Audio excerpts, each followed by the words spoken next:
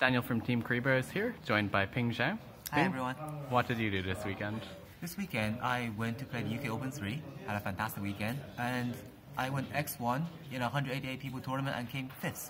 Nice. What were you playing? I decided to play Trickstar again. Sticking to what I know, sticking to what works. Yeah. Apparently, still. Anything you want to say before we jump into the profile? I want to get a shout out first. So shout out to our team, TKB. Shout out to our captain, who's a cameraman, and shout out to our sponsor, which it is Car Market. But shout out to our sponsor, and if you check out Tom's video, you find out who that is. TKB best team. Best team. Cool. So without further ado, let's get into it. So, to start off, I am playing 3 real Candinas, 3 fake Candinas, and 2 more cards that searches fake Candinas. So I'm playing 8 Candina. Okay. The So hardest of the deck. that's your Candina count. So if you don't open a Candina, you don't win. That's a very general rule. Okay. To support the Candina, here's 3 search targets for the Candina, which means you get more Candina next turn. You have 1 girl who does a lot of work, and then you have 3 more Monster Reborn in your deck. That's a quick play Monster Reborn. To bring back Candina. To bring back Candina, so you can use these 2 on afterwards. Sure. So yeah, this is the damage part of the deck. And so the Trickstar engine is... The Trickstar engine is the heart of the deck. Your normal summon will be dedicated to Candina whenever possible, and they will do the most damage for you. Yeah. A single Candina in a clear field is often 4,000 damage, 2,000 from the Candina, and about 16 to 18. Depending on whether you have light stage or not, and depending on how much you burn, potentially 2-2, up to 2-2 damage from Lycra. That's a lot of damage by themselves. That's 1 Lycra. Imagine if you get more. Now, the control part of the deck. The second part of the deck is Hornet Drone. And then 3 more Hornet Drones. Sure. Because you just need more monsters in the deck. Yeah. The monsters that doesn't require special summon. And since I'm already playing the Gauge, I might as well place 3 cards that can deal with big monsters. Apparently I can't beat 1800 beaters. If I can't deal with them, I'll take them. Sure. Simple. That's that part. Now, is that right? Yeah, that's good. So as you can see, sometimes the camera flops, but don't worry. Now for defense, I'm still playing the 9-card defense, the same principle as London, but I changed my 9 cards slightly. So the anti-danger FTK hand trap, Yes. sort of, the most generic one, and then to top it off for this weekend, after extensive thinking about it on the train, I decided to drop the Gamma in favor of 2 Ogre and the 1 Impermanence. Okay. In principle, this is still 9. Yeah. And the Impermanence is... Most people players will play 3 Impermanence. I personally do not like this card as much. And I feel like playing the 1 should be enough in the main deck. Obviously, I would play 3 if I have space, but I feel that Ogre is by far more important. Okay. It will hit the FTK to a degree, and it will be very useful against multi-roll as well. Sure. However, playing 3 might be the correct choice, and going forward, I have to think about whether I want to play 3 of these or not. Yeah. Now, for the monster removals, as I mentioned earlier, Trickstar had problems with 1800 beaters, so monster removal number 1, courtesy of Mega Fleet. Monster removal part 2, same principle as a Widow Anchor. If I can't beat over you, I'm going to take you. Steal it and link away. Oh yeah, big time. And finally, the generic cards.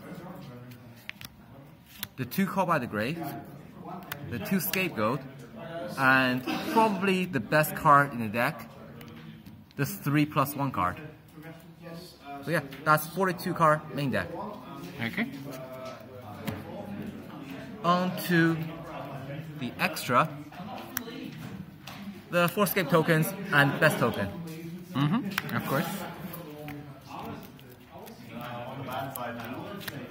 1, 2, 3, 4. Yes. Strike apart. These two are basically saying I have more Hornet drones. I'm going to keep getting Hornet drones back. I have more and more monsters. Sure. Apologies, Sorry guys. for the camera problems, guys. For scapegoat plays, we have 1, 2 for scapegoat. Yeah. Something slightly different I decided for this event was these guys are all for scapegoat plays. I'll get into these later on in the side deck, but these are all for scapegoat plays. Yeah. Then we have the Nightmare package. Yeah. And for the Force, we have the I never summoned this, but this is my win condition. I just never summoned her. Sure. Damage and OTK card. I play this a lot. Yeah. Finally, monster removal. Sure.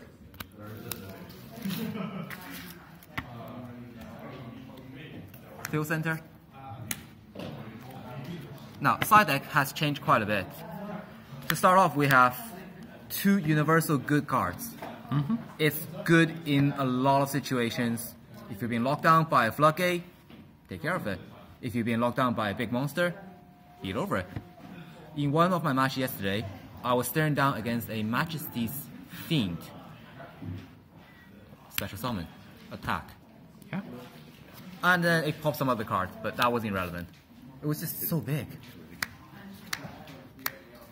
Spawn trap removal. Absolutely necessary in the deck. Then more removal. More generic removal, followed by 2 Tailor removal against Thunder Dragon. So for the Sunday event, I cut these guys out. That was the biggest mistake I've ever made. I'm never cutting these against as long as I'm playing this deck. Yeah. Thunder Dragons is just that much of a problem? Thunder Dragon is a huge problem going second. I wasn't expecting as much Thunder Dragon, but I played against 2 of them. One was a draw, and one was an unfortunate loss. Now, something new for the side deck is my own floodgate. Yeah. I thought about it for a while, and Gozen is just floodgate half the meta game. Strikers cannot play their game with Gozen on the field. Ultra guys cannot play their monster properly. It's just and Thunder Dragon occasionally also have problem with this, depending on how they play. But at least ensures that you only stare out either Titan or Colossus, but not both. Yeah. So these guys put in a lot of work. And finally, I decided I want some going first card. So, Warning and Double Strike. These are actually surprisingly effective against the big decks, the FTK decks, and the combo decks like the Dark Warrior. Surprisingly effective. Yeah. I won quite a few games purely because I resolved the Warning. So yeah, that's... Oh, right. As I mentioned earlier, the choice to play these 2 was purely decided by the Gozen match. Yes. After Scapegoat Resolution, I will be forced down to Earth monsters, and these guys, so a Link Spider plus Mrs. Radiant gets me to this guy, which effectively means I can either get rid of my own Gozen match, or I can get rid of the last Scapegoat token for a problem card. Yep. So going forward... Did you do that combo much? I did not do this once. Okay. But hypothetically, it's good. Hypothetically, these are if you're playing Gozen, if you're playing Scapegoat, this should be the package you play. Yeah. An argument can be made for an extra Link Spider, but I run out of space in the extra deck. Sure. Anything else you'd like to bring up about the deck? The deck performs surprisingly well. The only time where I lost are surprisingly the matches where I don't open Candina. Right. Yep. If I don't open Candina, I can't win apparently. But I think people are still underestimating this deck. Even I underestimated this deck for the last 2 weeks. But the performance this weekend has shown me that this deck can still do well. Candina still represents a lot of damage. And this is one that... This deck cannot win on turn 1. However, this deck is excellent at winning on turn 3. So all you need is turn 1 setup, and turn 3 somehow get 8,000 damage on board. Yeah. So yeah, Cool. that's pretty much it. Thank you very much Thanks, for guys. joining us. Well done, and we will catch you guys next time.